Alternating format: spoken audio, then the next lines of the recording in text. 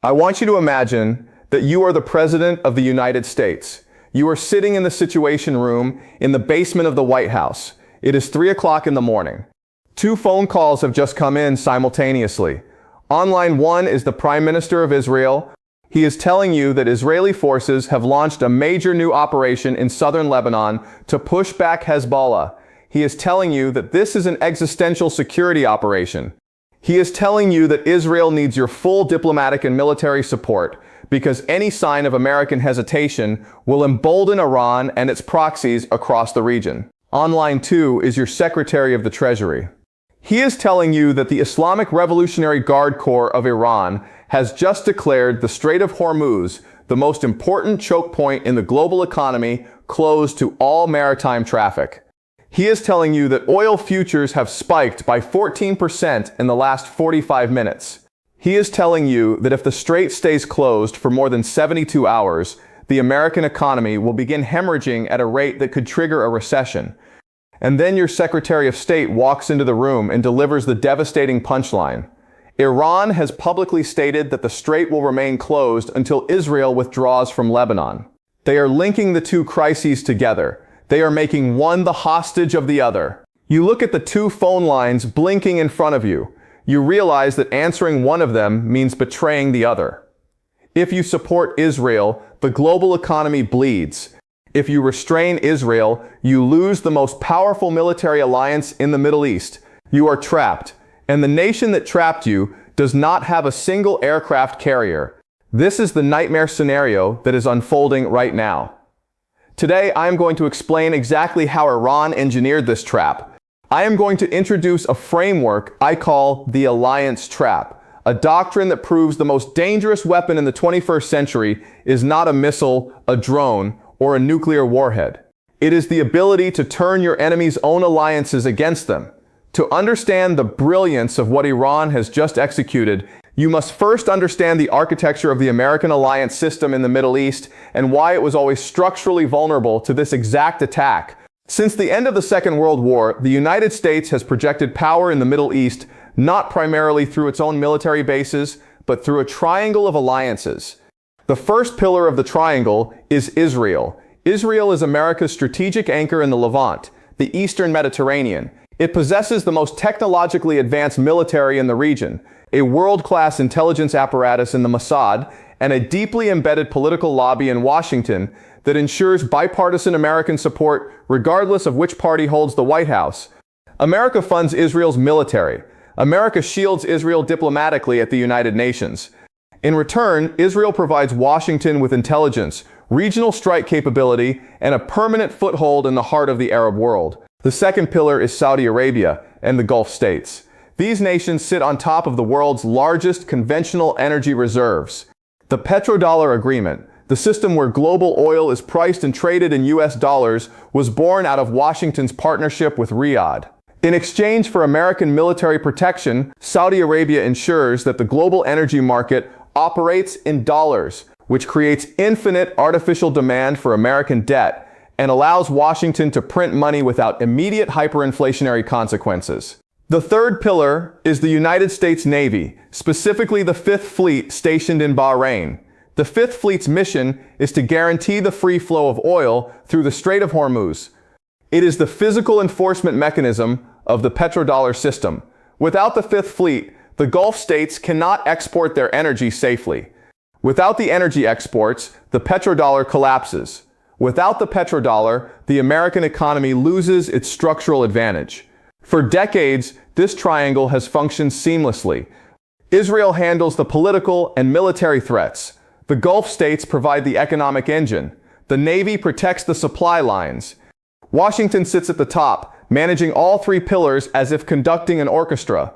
But here is the fatal flaw that Iran has just exposed. The three pillars of the triangle have conflicting interests, and Iran is the only nation in the region that understands exactly where the fracture lines are. Stage 1. Israel escalates in Lebanon. The current crisis did not begin in the waters of the Strait of Hormuz. It began on the soil of southern Lebanon. In recent weeks, the Israeli military has significantly escalated its operations against Hezbollah in southern Lebanon. Israel has rejected American requests to withdraw its troops from Lebanese territory.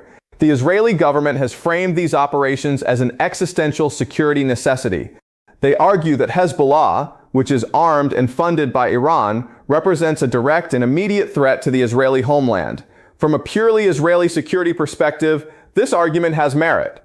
Hezbollah possesses an arsenal of precision-guided missiles capable of reaching every major Israeli city. They have thousands of trained fighters embedded in civilian areas. The threat is real. But here is what the Israeli strategic planners failed to account for.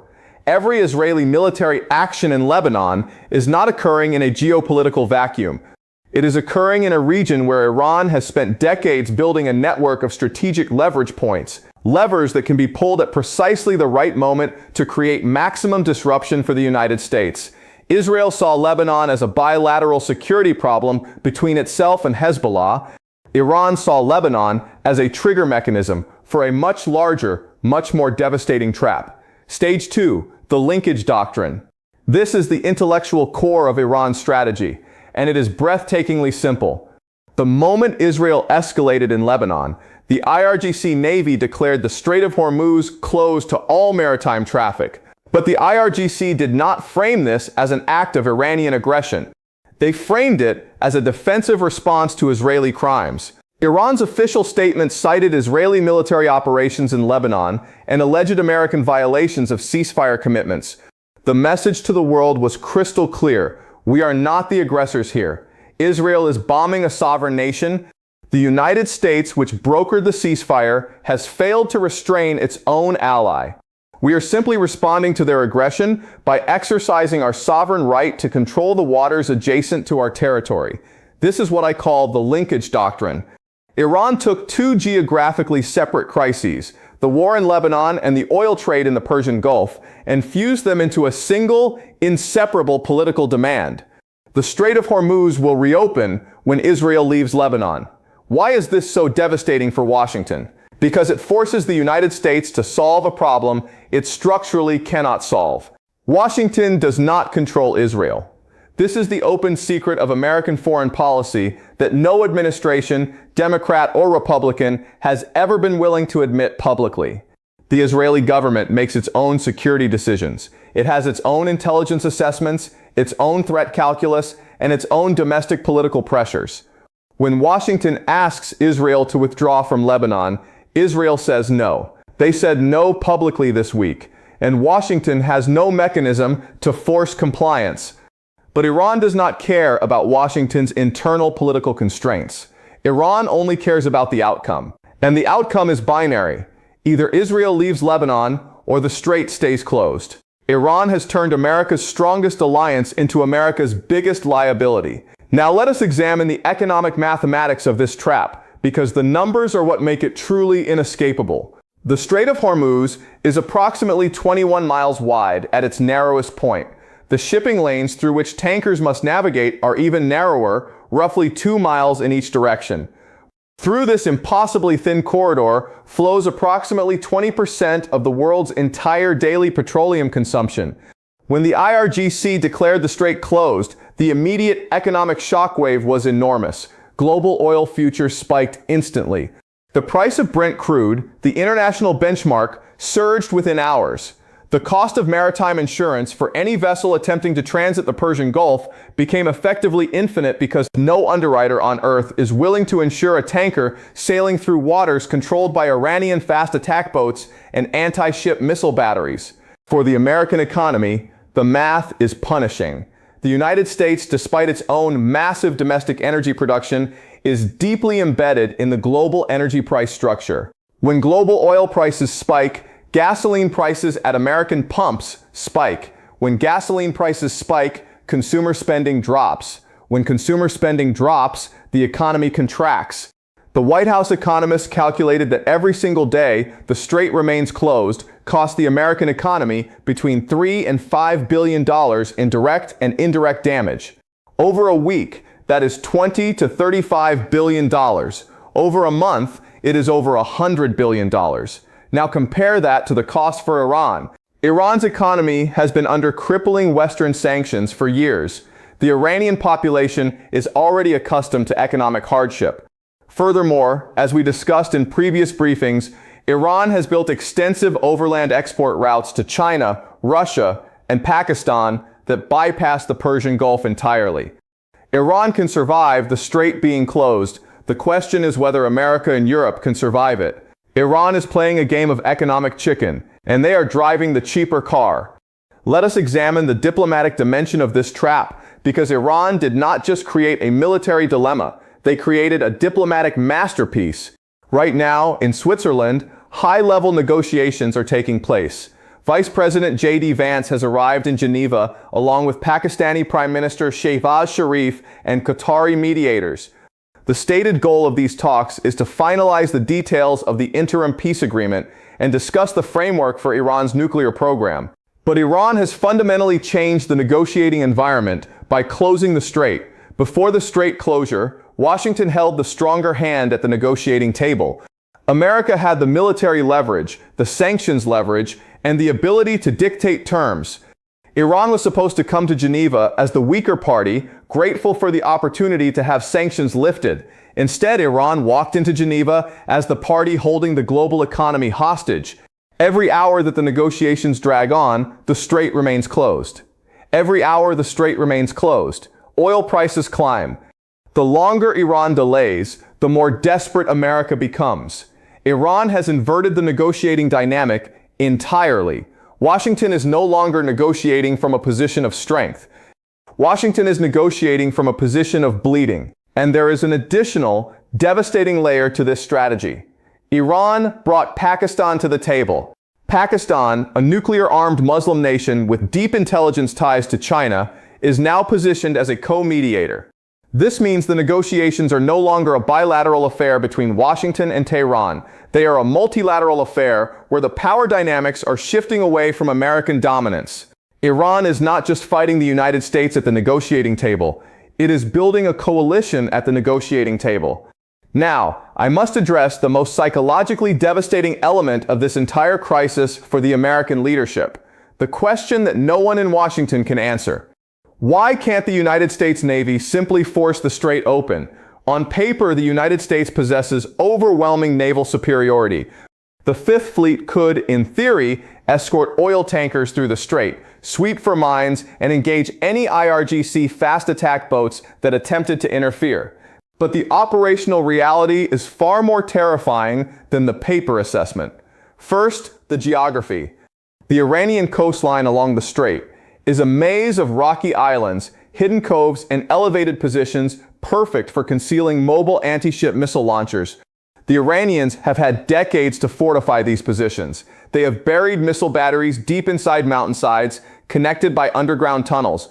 They can fire, relocate, and fire again before the American Navy can even determine where the launch originated. Second, the mine threat. Iran possesses thousands of naval mines of varying sophistication, from primitive contact mines to advanced influence mines that can sit dormant on the seabed for months before activating. Sweeping mines is one of the most dangerous and time-consuming operations in naval warfare. It takes weeks. During those weeks, no commercial vessel will enter the strait, and the global economy continues to bleed. Third, the drone swarms. As we analyzed in our previous briefing on the Ukraine-Moscow drone attacks, the era of cheap, expendable drone warfare has arrived. Iran possesses massive stockpiles of both aerial and naval suicide drones. They can launch hundreds of these drones at American warships simultaneously, creating the exact same saturation problem that overwhelmed Russian air defenses over Moscow. The United States could fight its way through the strait, but the cost in ships damaged, sailors killed, and the subsequent global economic panic would be catastrophic. It would trigger a full-scale regional war, send oil prices to $200 a barrel, and almost certainly cause a global recession. Iran knows this. Iran is betting that Washington will calculate the cost and decide that restraining Israel is cheaper than fighting through the strait. This is the essence of the alliance trap. Iran did not need to match American military power. It only needed to make the cost of using that power higher than the cost of abandoning an ally. And where is Israel in all of this? Israel is watching this crisis unfold with a mixture of fury and disbelief. The Israeli government made a sovereign decision to escalate in Lebanon based on its own security calculus. It did not anticipate, or perhaps did not care, that its actions in Lebanon would trigger a global energy crisis through the Strait of Hormuz. But now, for the first time, the interests of Israel and the interests of the United States are directly, publicly, and irreconcilably in conflict. The United States needs Israel to withdraw from Lebanon, to reopen the strait, and stabilize the global economy. Israel refuses to withdraw because it views Hezbollah as an existential threat. Washington cannot force Israel to withdraw without destroying the alliance. Washington cannot ignore the strait closure without destroying the American economy. This is the fracture line that Iran has been probing for decades, the structural contradiction at the heart of American Middle East policy. You cannot simultaneously be the unconditional ally of Israel and the guarantor of global energy security when a sophisticated adversary links the two together and forces you to choose. For 50 years, Washington avoided this choice by maintaining overwhelming military dominance in the region. But in a world of asymmetric warfare, cheap drones, and weaponized supply chains, overwhelming military dominance no longer translates to political control. Iran has called Washington's bluff. And Washington does not have a card to play. 3 predictions. Prediction 1. Washington will quietly pressure Israel to accept a face-saving compromise in Lebanon. The White House will not publicly demand an Israeli withdrawal. That would be political suicide domestically. Instead, they will offer Israel a massive new arms package, additional Iron Dome funding, or expanded intelligence sharing in exchange for a partial redeployment from southern Lebanon. The public framing will be that Israel achieved its military objectives. The private reality will be that Washington paid Israel to comply with Iran's demands. Iran wins. Prediction 2. The Strait of Hormuz will become the permanent leverage tool of Iranian foreign policy. Iran has just demonstrated to the entire world that it can close the strait at will, link it to any regional crisis, and force the global economy to its knees. From this point forward, every time Israel, Saudi Arabia, or the United States takes an action that threatens Iranian interests, the implicit threat of a strait closure will hang over the decision.